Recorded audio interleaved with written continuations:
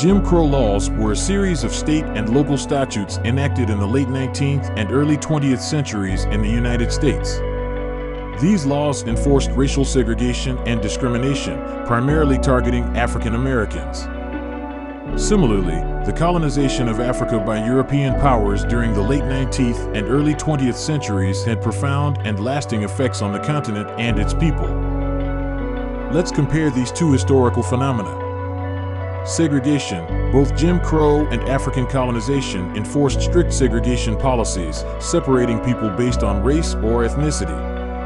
In the United States, African Americans were subjected to segregation in public facilities, schools, and transportation. Similarly, colonial powers in Africa implemented segregationist policies, dividing indigenous populations and Europeans into separate communities.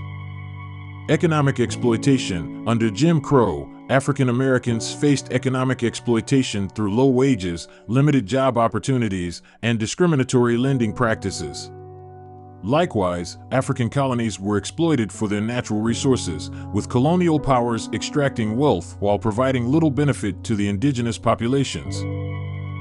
Social injustice. Both Jim Crow and African colonization perpetuated social injustice and inequality.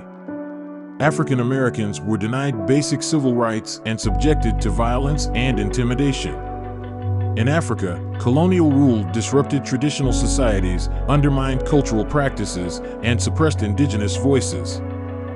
It's essential to recognize that the legacies of Jim Crow and African colonization continue to shape our world today.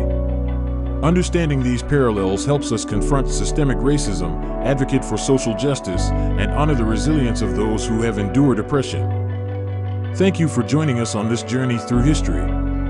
Be sure to like, share, and subscribe for more insightful content on all things African. Until next time, stay curious.